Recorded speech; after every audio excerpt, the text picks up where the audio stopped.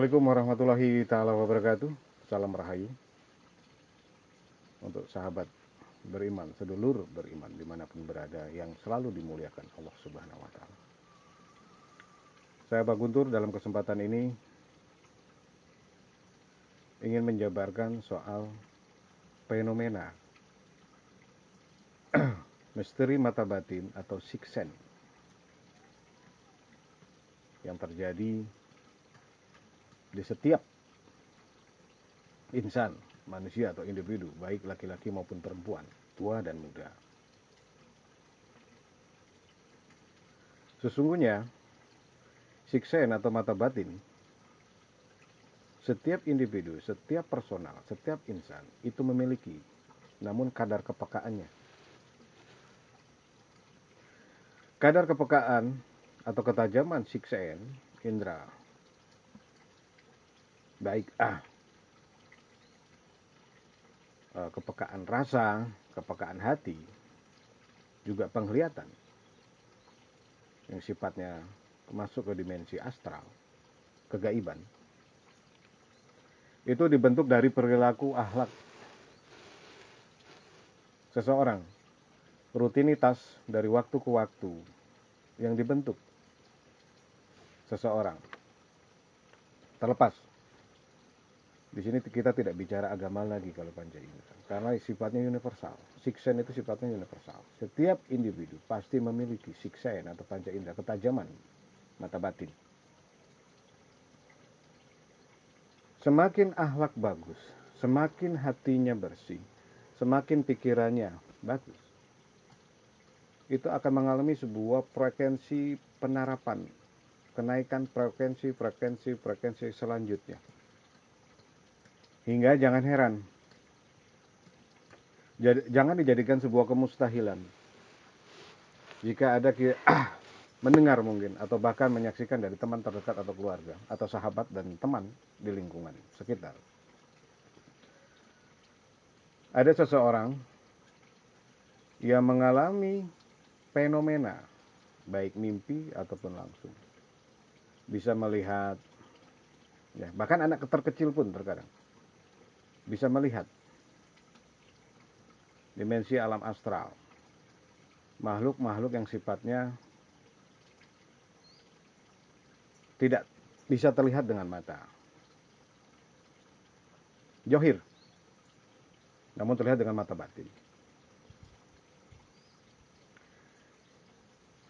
Jika kita hidup memelihara, merawat iradah, kesucian hati, kebersihan hati,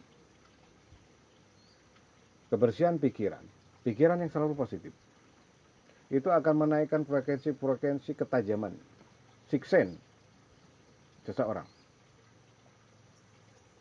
Maka jangan heran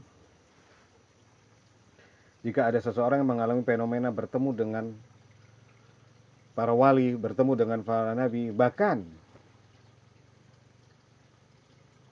bermimpi atau bertemu langsung dengan baginda Rasulullah Muhammad SAW.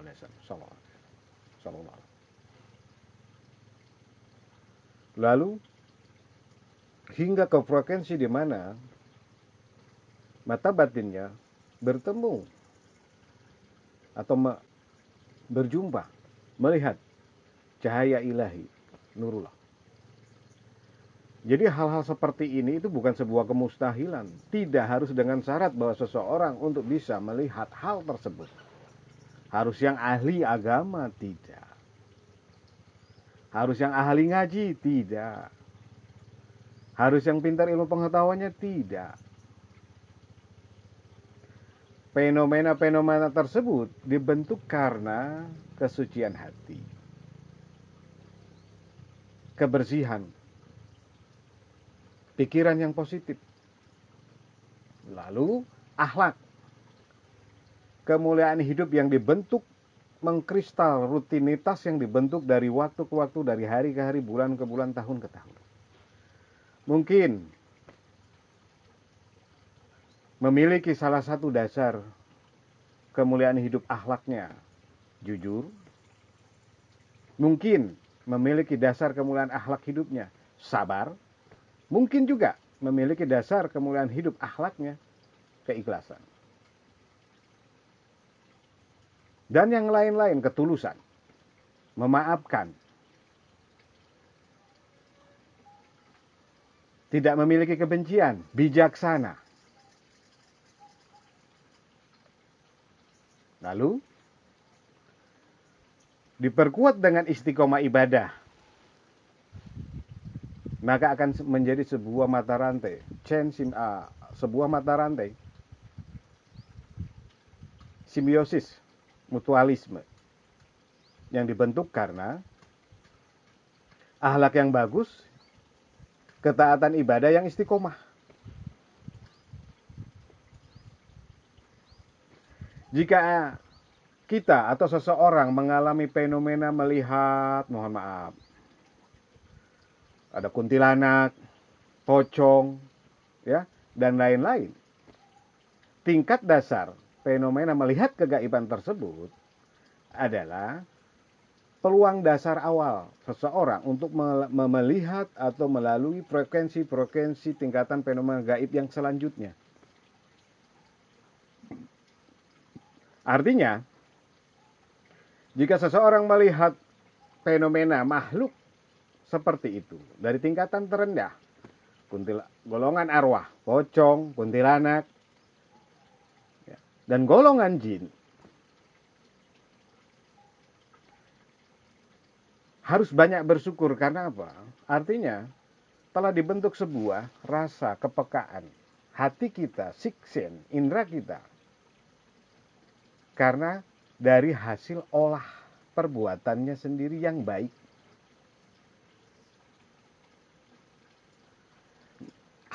Untuk melanjutkan ke fase-fase tingkatan yang lebih tinggi lagi, berjumpa dengan para wali, berjumpa melihat para malaikat, berjumpa dengan para nabi, para aulia dan anbiya, lalu melihat cahaya Nur Muhammad. Karena sesungguhnya tidak ada satupun setan, jin, sekalipun iblis yang bisa menyerupai cahaya Muhammad SAW. Tidak ada satupun, tanpa terkecuali. Lalu hingga ke tingkat tertinggi, di mana menemukan cahaya ilahi, Nurullah. Nah, artinya itu pun bukan sebuah pencapaian terakhir atau puncak, bukan. Itu baru dasar. Agar kita melakukan sebuah kebaikan dan kebajikan hidup di muka bumi ini. Supaya kita membentuk sebuah akhlak kemanusiaan kita sebagai manusia terhadap sesama. Jadi kalau misalkan kita mendengar atau melihat seseorang bisa ini, bisa melihat ini, bisa melihat itu, sesungguhnya sebuah dasar awal untuk kita melanjutkan ke tingkat yang lebih tertinggi. Namun tanpa diperkuat dengan akhlakul karimah atau akhlak kemuliaan hidup, niscaya sulit sekali kita menajamkan indera siksen atau indera mata batin. Kalau akhlak kita sudah bagus sesuai dengan akhlaknya para wali, meskipun 1%, syukur-syukur bisa lebih dari itu. Kalau akhlak kita, kemuliaan hidup kita sudah satu frekuensi dengan akhlaknya para aulia, para anbiya atau para nabi, meskipun 1% saja, maka jangan heran kita akan sering mengalami fenomena secara tidak sadar ataupun sadar, baik dalam mimpi ataupun saat kita beraktivitas ibadah, melihat fenomena wujud sosok seseorang aulia atau anbiya. Karena apa? Akhlak kita sudah satu frekuensi sesuai dengan tuntunan akhlak para aulia dan anbiya, para wali dan nabi. Tetapi jika kita tidak masuk di dalam satu frekuensi tersebut, mustahil niscaya. Sulit sekali. Jadi artinya apa? Bukanlah sesuatu yang menjadi sebuah pencapaian dari akhir gitu, kebanggaan atau kepuasan hati, kepuasan puncak istiqomah ibadah. Termasuk bertemu dengan Nabi Muhammad SAW itu pun sangat mudah. Jika kita ikuti tuntunan akhlak beliau. Sabarnya, sederhana, bijaksana, pemaaf, welas asih, kuat, tolong menolong, peduli terhadap siapapun, tanpa membeda-bedakan golongan, tanpa membeda-bedakan agama, tanpa membeda-bedakan kasta. Jadi sangat mudah. Tapi yang terjadi adalah, Bah Guntur, saya sudah berpuluh-puluh tahun, saya ahli zikir. Dari torekat ini, torekat ini, torekat ini. Kenapa saya sulit sekali bertemu dengan Nabi Muhammad SAW? Bahkan para wali pun saya sulit. Saya jelaskan dan saya katakan, jika engkau belum masuk ke dalam frekuensi akhlak baginda Rasulullah SAW, sebuah kemustahilan, sebuah kesia-siaan engkau ahli zikir atau ahli ibadah. Bagaimana ya Abah Guntur supaya bisa seperti itu? Lakukanlah ikhlas mengalir, tolong menolong terhadap orang lain, pemaaf, jangan memiliki sifat kebencian terhadap siapapun. Meskipun engkau sering dijolimi, meskipun engkau sering difitnah, meskipun engkau sering teraniaya, baik lisan, tulisan atau perbuatan dari seseorang, maafkan. Satu gitu, kedua begitu, ketiga, tidak mementingkan diri sendiri. Tidak kita mengenyangkan perut sendiri pada saat tetangga kita ada yang kelaparan. Pada saat tetangga kita atau sahabat atau teman kita yang sedang kesusahan. Tidak mementingkan diri sendiri. Kemuliaan akhlak hidup itu memang mudah diucapkan. Tetapi sulit dan berat untuk dipraktikkan. Jadi kalau ada seseorang mendengar katanya bermimpi dengan baginda Nabi Muhammad SAW atau bertemu secara sadar, adalah katanya sebuah kemustahilan. Abah katakan tidak. Sangat mudah. Jika kita mau ambil menerapkan akhlak-akhlak kemuliaan hidup yang diajarkan agama, yang dianjurkan agama, mencontohkan akhlak para nabi, akhlak para wali, termasuk baginda Rasulullah SAW. Jadi hal tersebut sangatlah mudah jika kita masuk di frekuensinya. Kita berpikir secara logika. Komunitas hewan, contoh. Kita gunakan bahasa binatang atau hewan, makhluk Allah. Bebek akan berteman dengan bebek. Sapi akan berteman, bergerombol dengan sapi. Ayam akan berteman, berkelompok dengan ayam. Begitu juga frekuensi akhlak. Jika akhlak kita bagus, kita pun akan berteman dengan akhlak-akhlak yang bagus. Baik kita terapkan dalam kehidupan zaman sekarang, kita akan memiliki banyak teman-teman yang akhlaknya bagus.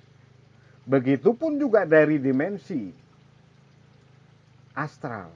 Maka arwah-arwah atau ruh orang-orang suci yang dahulu di zamannya sebagai pencetus atau pengibar bendera agama Islam akan mendekati kita.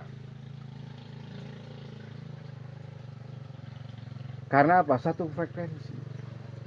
Sebaliknya, jika akhlak kita buruk, akhlak kita jelek, banyak melakukan dosa dalam kesadaran yang tinggi, tidak mengindahkan aturan agama, maka yang terlihat golongan-golongan arwah seperti itu. Setan, kuntilanak, pocong, apa akhlak kita itu tercermin sebetulnya refleksi dari pantulan akhlak kita sendiri. Jadi bukan gaib yang masuk ke alam kita, keluar dari alam kesadaran pikiran kita. Karena apa? Terbentuk dari akhlak kita sendiri. Maka jangan heran banyak orang yang mengalami hidup Kenapa aku Mbah Guntur selalu gagal hidup? Cita-cita begini tidak tercapai. Usaha berniaga seperti ini selalu mengalami sebuah kegagalan.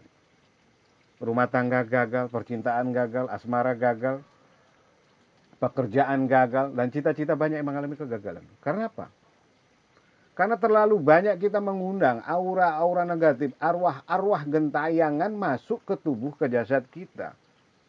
Dari apa? Dari sebuah frekuensi energi yang kita bentuk. Karena kita mungkin banyak melakukan kebohongan, banyak melakukan dosa, banyak merugikan orang lain, banyak menjolimi orang lain, tidak taat pada agamanya. Maka arwah-arwah aura negatif tersebut masuk karena magnetnya ada di diri kita sendiri, akhlaknya, perbuatannya ada di diri kita sendiri. Kalau akhlak perbuatannya kita bagus,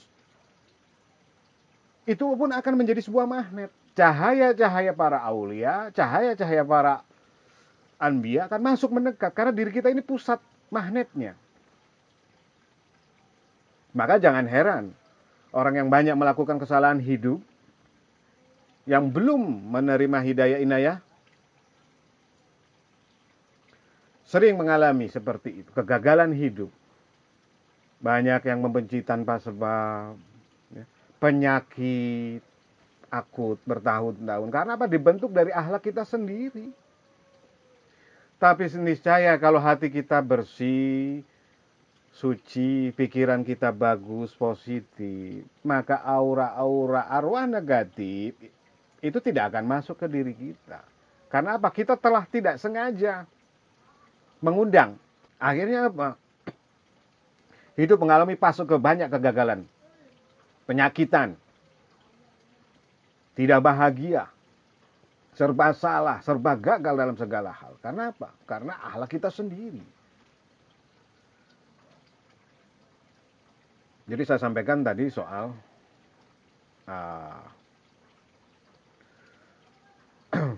fenomena mata batin atau siksen. Dari tingkat terkecil sampai tingkat tertinggi atau teratas atau puncaknya, itu tergantung dari frekuensi akhlak kita sendiri. Tinggal kita pilih.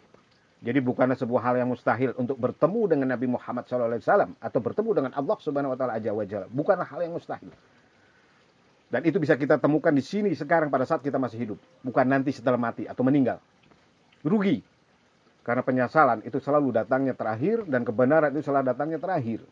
Lakukanlah dari sekarang pencapaian berkah kehidupan. Lakukan dari sekarang.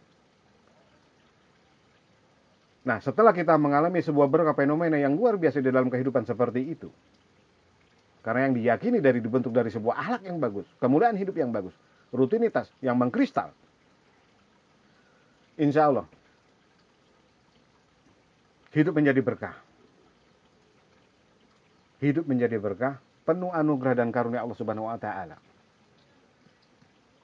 Rezeki, kesehatan, kebahagiaan, kemakmuran, kasih sayang, dan lain-lain. Akhirnya apa? Hidup. Selamat di dunia, selamat di akhirat. Demikian yang perlu Abah jabarkan soal pandangan misteri mata batin atau siksen. Bisa melihat sebuah fenomena misteri kegaiban. Dari mulai tingkat terkecil, terendah, sampai hingga tingkat tertinggi. Semuanya tergantung berpulang kepada akhlak kita sendiri. Semuanya kuncinya ada di diri kita sendiri. Dari akhlak kita sendiri. Sampai sejauh apa akhlak kemuliaan hidup kita semuanya. Jika kita ingin mengalami sebuah fenomena ketajaman mata batin, kita bisa melihat Nabi Muhammad SAW dan Allah Subhanahu Wa Taala. Semoga kiranya bermanfaat. Assalamualaikum warahmatullahi wabarakatuh. Salam Rahayu.